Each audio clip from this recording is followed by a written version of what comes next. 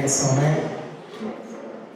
Eu ainda perguntava para vocês há pouco, quem aqui já viveu os milagres de Deus, os prodígios de Deus, né? Muitos de nós temos vivido. Graças a Deus, graças a Deus mesmo. E um dos desafios do grupo de oração Casa Sobre a Rocha é justamente esse: proporcionar experiências profundas da presença de Deus através de uma busca de intimidade com Ele, através de uma busca de nós progredirmos no nosso caminho em busca de perfeição, que é aquilo que o próprio Senhor tem para nós, né? Lá no Sermão da Montanha ele falava: sede perfeitos como o vosso Pai Celeste é perfeito. Você acha que Jesus pediria alguma coisa para nós que fosse possível de acontecer? Impossível? Seria? Jesus iria pedir algo que ninguém conseguiria viver? De maneira alguma. E Ele, que era 100% homem, 100% Deus, se você ler o Evangelho aqui, ao longo do Evangelho Ele vai dando o caminho, vai dando a direção para isso. Lá na sua palavra, em Efésios 6, no versículo 12, você pode abrir a sua palavra. Aí tem um pequeno trecho que já é bastante conhecido no meio carismático, que fala de uma verdade espiritual importantíssima.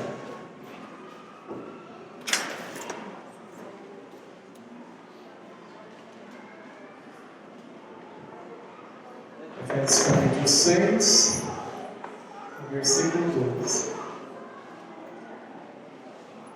Amém ou misericórdia? Quem gritou misericórdia já achou? Efésios 6, 12. Vamos ler juntos? Pois não é contra homens de carne e sangue que temos de lutar, mas contra os principados e potestades, contra os príncipes deste mundo tenebroso, contra as forças espirituais do mal espalhadas nos ares. Vamos ler de novo? Pois não é contra homens de carne e sangue que temos de lutar, mas contra os principados e potestades, contra os príncipes deste mundo tenebroso, contra as forças espirituais do mal espalhadas nos ares. Palavra do Senhor. Constantemente, pessoas vêm pedir direcionamento a mim, a alguns servos do grupo de oração, e é comum serem apresentadas situações de adultério, é comum serem apresentadas situações em que está envolvido bebedeira, está envolvido uma ganância esquisita, em que o homem não gosta de ficar em casa, prefere ficar na rua, coisas muito desordenadas, mas muito desordenadas mesmo. A primeira coisa que eu falo para a pessoa, uma das primeiras coisas que eu falo, e quem aí troca mensagens ou é atendido por mim, recorda disso. Primeiramente, a outra pessoa não é o seu inimigo. Na verdade, existe um inimigo que está muito por trás disso, e é um inimigo oculto, né?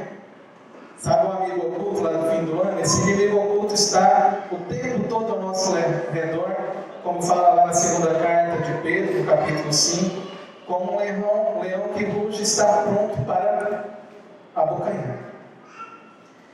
E nós precisamos ter essa nítida noção de que nós estamos participando de um combate espiritual, de uma guerra espiritual. E numa guerra espiritual eu preciso ter conhecimento de que não vai adiantar eu lutar com armas humanas ou com costumes humanos. Se a pessoa vem nervosa, eu ficar mais nervosa ainda do que ela.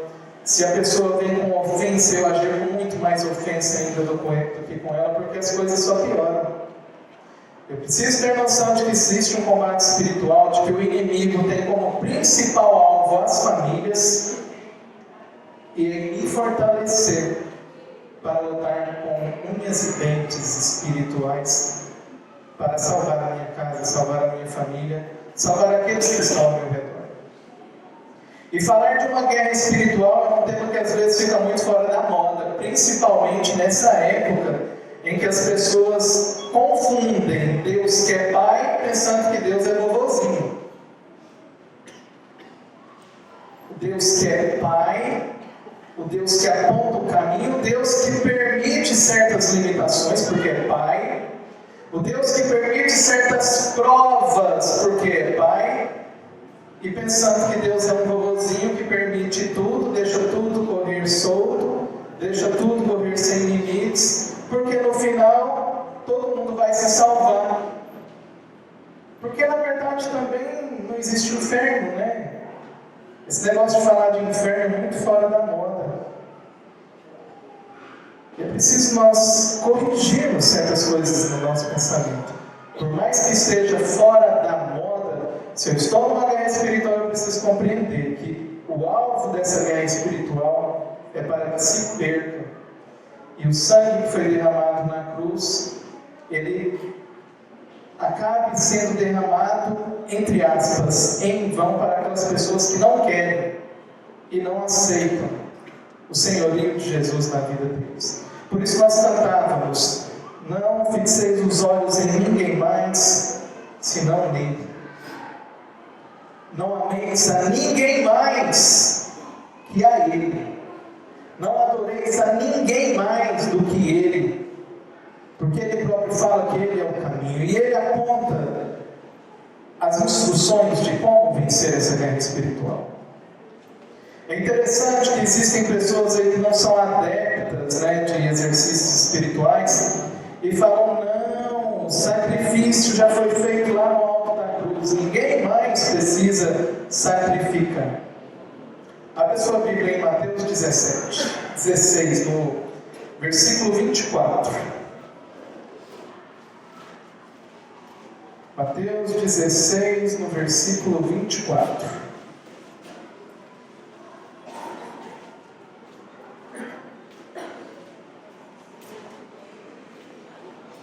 Jesus aqui vai dar a receita da verdadeira felicidade,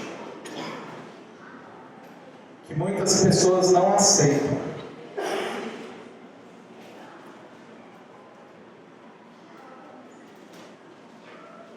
Em seguida, Jesus disse a seus discípulos: se alguém, vamos ver juntos, se alguém quiser vir comigo, renuncie-se a si mesmo, tome sua cruz e siga-me, porque aquele que quiser salvar a sua vida irá perdê-la, mas aquele que tiver sacrificado a sua vida por minha causa irá recobrá-la.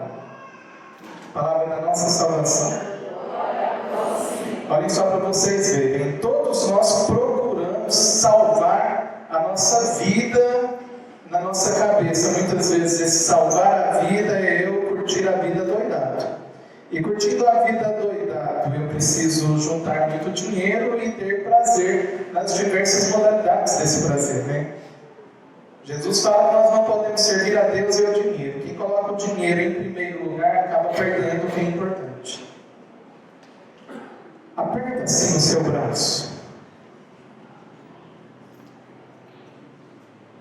Daqui a alguns anos, isso vai virar pó. Daqui a alguns anos, isso está debaixo da terra. E aí a busca que você perdeu tanto tempo através de buscar o dinheiro, de buscar o prazer, de buscar status, de buscar as suas satisfações, buscar preencher o seu vazio, não vai ter mais sentido nenhum, porque você estará diante da eternidade, talvez lamentando o tempo que perdeu. E Jesus aqui dá duas dicas. A primeira é: aquele que quiser salvar a sua vida por conta própria e com seu egoísmo, buscando satisfazer as suas próprias vontades, satisfazer o seu bel prazer, vai acontecer com o quê? Vai perder.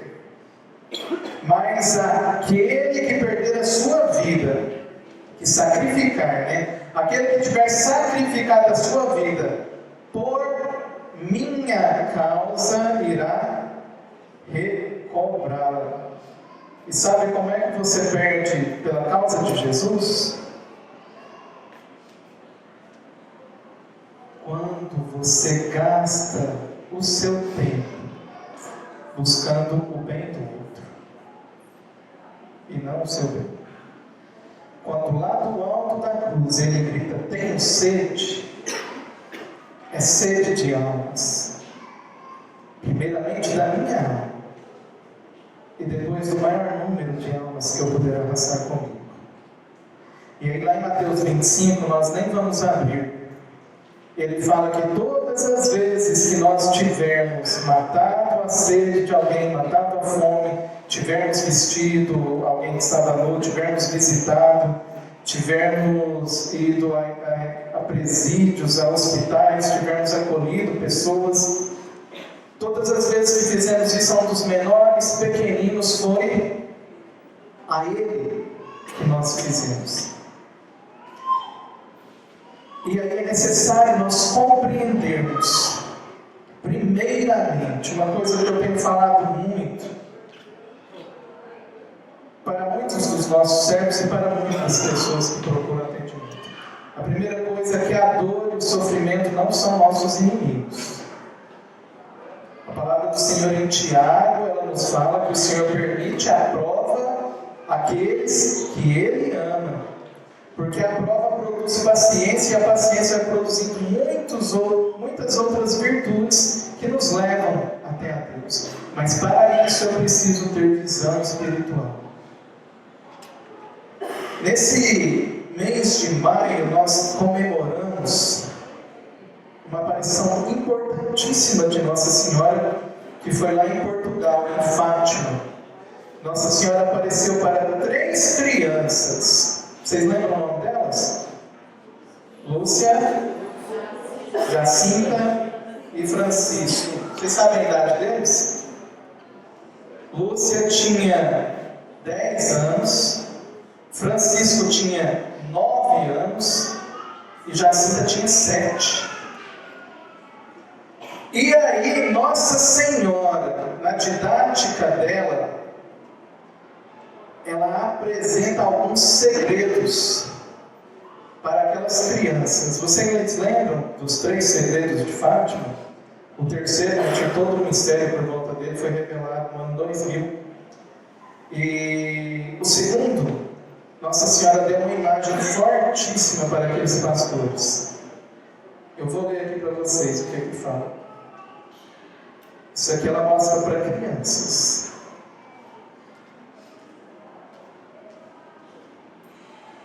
Depois, quem quiser e tiver a oportunidade, esse livro das memórias da irmã Lúcia, eu acredito que você encontra em PDF na internet, porque o Carmelo lá de Fátima disponibiliza ele. Na página 176, era na aparição no dia 13 de julho de 1917. Ao dizer estas últimas palavras, abriu-se de novo as mãos, como nos 2 meses passados. Nossa Senhora abria as mãos e saíam luzes das mãos dela. O reflexo pareceu penetrar a terra e vimos como que um mar de fogo. Mergulhados em esse fogo, os demônios e as almas, como se fossem brasas, transparentes e negras ou bronzeadas, com forma humana que flutuavam no incêndio, levadas pelas chamas que delas mesmas saíam, juntamente com nuvens de fumo, caindo para todos os lados, semelhante ao cair das famílias em uns grandes incêndios, sem peso nem equilíbrio, entre gritos e gemidos de dor e desespero, que horrorizavam e faziam estremecer de pavor. Deveu ser ao deparar-me com esta vista que dei esse ar que dizem ter ouvido. Os demônios distinguiam-se por formas horríveis e asquerosas, de animais espantosos e desconhecidos, mas transparentes como negros carvões em brasa. Assustados e como que a pedir socorro, levantamos a vista para Nossa Senhora, que nos disse com bondade e tristeza: vistes o inferno, para onde vão as almas das dos pobres pecadores. Depois, um pouco aqui mais para frente, no início do terceiro segredo, parece uma imagem também muito interessante. Está no capítulo 213, para depois quem quiser ver. Depois das duas partes que já expus, vimos ao lado esquerdo de Nossa Senhora, um pouco mais alto, um anjo com uma espada de fogo na mão esquerda. Ao cintilar, despedia chamas que pareciam iam incendiar o mundo, mas apagavam-se com o contato do brilho da mão direita que expedia Nossa Senhora ao seu encontro. Nossa Senhora parava o fogo que saía da espada do anjo. O anjo, apontando com a mão direita para a terra, com voz forte disse: penitência, penitência, penitência. E aqui continua. Então, essa didática de Nossa Senhora, ela vai apresentar armas espirituais importantíssimas e que já estão fora de moda. Porque para que eu vou fazer algum sacrifício se Jesus já morreu na cruz? São Paulo, ele falava que ele unia as dores e os sacrifícios dele, a dor de Jesus na cruz, completando esse sacrifício. Mas como assim, Márcio? O sacrifício de Jesus ele foi incompleto? De maneira alguma. Mas o Senhor me dá a oportunidade de me unir a Ele nesse sacrifício, e daí a necessidade de eu colocar significado nas dores que eu passo, nos sofrimentos pelos quais eu passo, oferecendo em sacrifício para Jesus. Às vezes que você é maltratado, às vezes que você é humilhado, às vezes que você passa por reveses, você tem a oportunidade de subir à cruz ou de oferecer a sua dor junto a Jesus. Então, na didática de Nossa Senhora, se ela mostra para 3 criancinhas puras, inocentes, a visão do inferno, eu tenho dó das pessoas que às vezes negam a existência dele, e muito mais ainda das pessoas quando não permitem que isso seja levado, para que as pessoas saibam: existe, mas eu preciso fixar os meus olhos nele, no mar da misericórdia dele, através de exercícios espirituais, não simplesmente para salvar a minha vida, mas para levar o máximo de pessoas possível. Nossa Senhora não mostrava essas coisas para passar medo nas crianças, não, mas para dar nítida noção do que existe no campo espiritual. Então nós precisamos falar claramente que existe o inferno e que existe o céu. E como é que eu vou vencer essas forças espirituais espalhadas nos ares? O anjo dá a dica: penitência, penitência, penitência. E a igreja, em sua santa sabedoria, ela nos fala, no catecismo da Igreja Católica, quais seriam essas obras de penitência. Está lá no parágrafo 1431. Vou ler rapidamente aqui para vocês.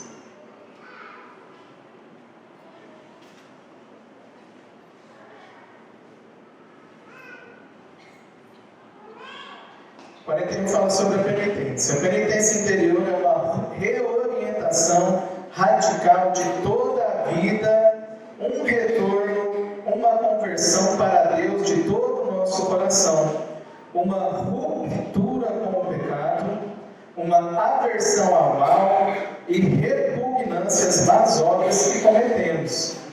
Ao mesmo tempo, é o desejo e a resolução de mudar de vida, com a esperança da misericórdia divina e a confiança na ajuda de sua graça. Essa conversão do coração vem acompanhada de uma dor e uma tristeza salutares, chamadas pelos padres de aflição do espírito e arrependimento do coração. No parágrafo 1434, 34, ele fala quais são as formas de penitência orientadas pela igreja.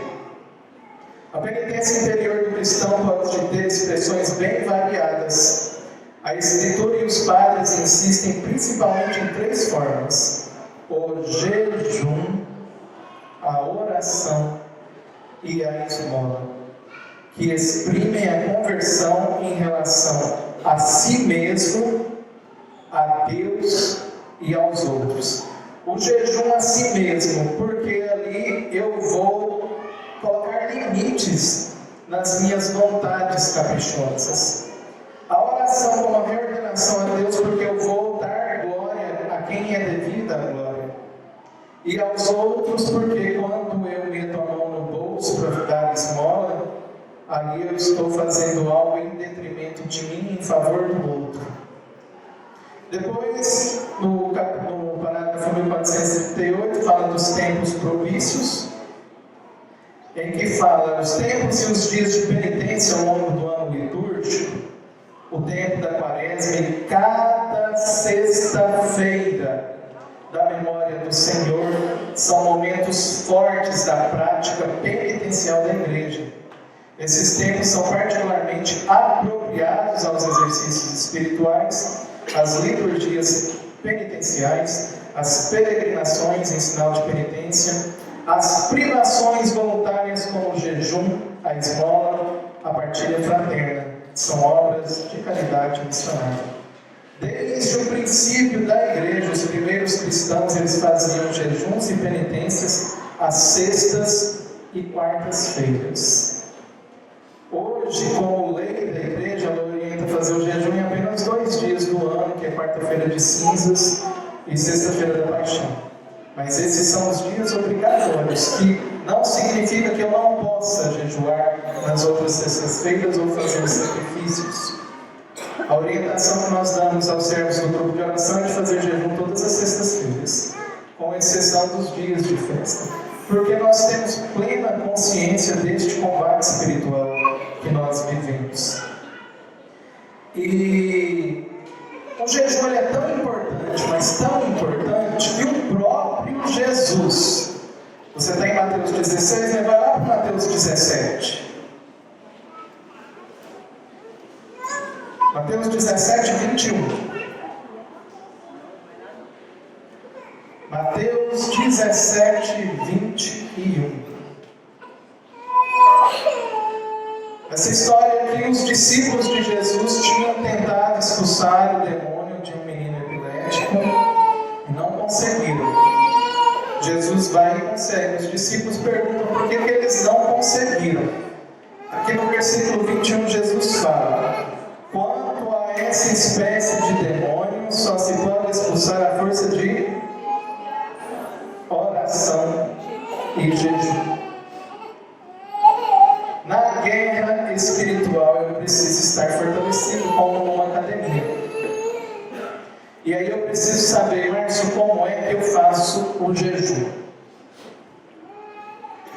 Para você depois aprofundar um pouco mais, tem um livrinho muito baratinho lá da Canção Nova, escrito pelo Monsenhor Jonas Abib, Práticas de Jejum. Tem mais dele aí? Ou só tem esse? Só esse? Mais 2? Então.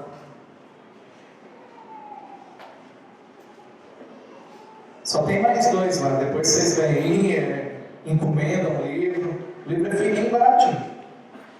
E ali fala o quê? Algumas coisas práticas de como fazer jejum. Primeiramente, o jejum começa no café da manhã. Tem gente que fala que vai jejuar e não come nada durante o dia. Aí é como se o seu jejum tivesse começado na janta do dia anterior, sem você fazer a oferta do seu jejum. Mas o jejum começa no café da manhã. E nesse café da manhã você não vai fazer um banquete. Você vai comer no café da manhã. O jejum da igreja, que é o jejum mais fácil, qualquer pessoa pode fazer, com exceção aí de pessoas com restrições de saúde, é claro. Você toma o seu café da manhã normal, e aí você vai escolher ter uma refeição normal ou no na janta. Na outra refeição que você escolheu não ter uma refeição normal, você vai fazer um pequeno lanche, ou vai diminuir bastante a sua comida, comendo o essencial ali. Só que ali no café da manhã você já fez o seu momento de oração, você ofereceu o seu sacrifício, entregou nas mãos de Deus. Durante o dia você permanece em espírito de oração, voltando o seu pensamento para Deus. E na última refeição você entrega o seu sacrifício para Deus. E aqui não é uma maratona de resistência. Tem gente que pensa que o jejum vem a ser uma maratona de resistência. Não é algo para você fazer, para você se sentir como um mártir. Você tem que ter prudência de começar a fazer o jejum de modo gradativo, como a gente vai aprender aqui. Uma outra modalidade de jejum, existe o jejum de pão e água. Você toma o seu café da manhã, sempre começa com o café da manhã. Quando você tiver com fome, você come o pão. Quando tiver sede, você bebe água, e nunca os dois juntos, porque senão vai fermentar o seu estômago.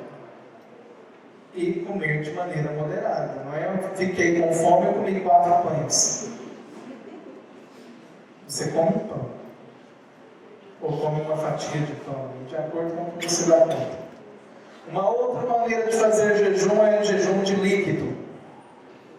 E aí durante o dia você vai beber sucos, vai beber caldo. Caldo é o líquido, não é fazer um caldo de feijão lá com bacon, com linguiça, é coisa líquida, sem nada de sólido.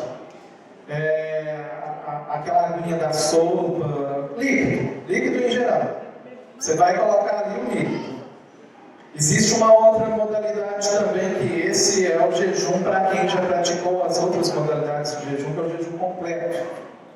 Você come o café da manhã e fica sem comer até as 4 horas da tarde. Tem gente que entrega às 6 da tarde. Mas da maneira com que o livrinho das práticas do jejum ele ensina, você entrega às 4 horas da tarde. E depois você tem uma refeição normal na sua janta. Lembrando que mortificação. Todas as sextas-feiras a igreja pede mortificação de carne. Você se abster de carne em memória da morte de nosso Senhor Jesus Cristo. Existe também o chamado jejum de Daniel. Esse jejum é hardcore. Mas se você está aí lutando para conquistar certo progresso na sua vida interior, é um jejum importantíssimo. Muito difícil de fazer, mas é muito bom. No jejum de Daniel você vai ficar 21 dias comendo das coisas da terra. Não vai comer coisa industrializada, nada.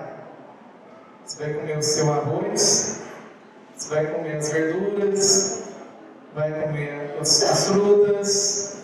O café da manhã você vai comer também coisas derivadas disso. Eu lembro que eu nunca comi tanta tapioca na minha vida como morango no café da manhã, quando eu fiz.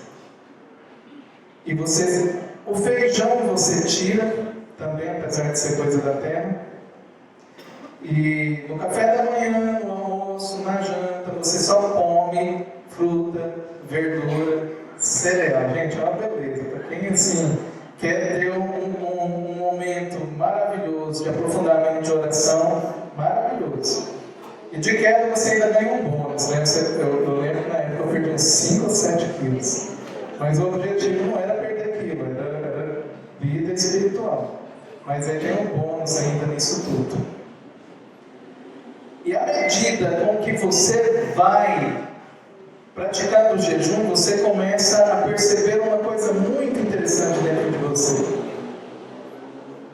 Eu costumo falar que o nosso corpo é como uma criança mimada, que quer tudo justamente na hora que ele está gritando e quer. E que a alma nossa deveria ser o pai que coloca limites. Que mostra para ele, não, eu não vou te dar as coisas que você quer agora e não vou fazer os seus caprichos. Se você quer pai, dá tudo que o seu filho quer, na hora que ele começa a gritar e dar birra, você gera um delinquente. E se você dá tudo que o seu corpo quer, na hora que ele pede, você faz muita coisa que depois você se arrepende. E aí está um dos grandes motivos de tantas famílias fragmentadas, separadas, tantas pessoas frustradas, tantas pessoas que não conseguem se preencher. Porque dá voz para uma coisa que daqui a alguns dias, ou meses, ou anos, vai virar pó. Eu fico encabulado com pessoas que às vezes têm um problema seríssimo com a vida sexual, que dá voz e vez ali para seus órgãos genitais, que vai virar pó. Para satisfazer o olho, que vai virar pó. Para satisfazer gula, bebedeira, que vai virar pó. E você acaba perdendo o que é mais importante, porque você não soube colocar limitações. E você só vai saber colocar limitações através de uma prática como o jejum, em que você fala para o corpo: não vou te dar o que você quer agora. Através da mortificação, a alma fica mais forte e domina o filho mimado. Eu posso afirmar categoricamente para você sobre isso, porque durante muito tempo na minha vida eu fui escravo de pornografia, fui escravo de masturbação, fui escravo de filmes. Às vezes eu queria viver um namoro santo, né? Falava, eu estou vivendo um namoro santo. Com a namorada até podia ser, depois a namorava comigo. No maior egoísmo. E eu pensei que eu ia viver a vida inteira escravo dessa porcaria. Só consegui me livrar disso. E graças ao bom Deus, isso já se vão 5 anos, através de jejum, em que a minha alma se fortaleceu para falar para o meu corpo: eu não vou te dar o que você quer. Para encerrar, então, gostaria que você colocasse a mão sobre o seu coração.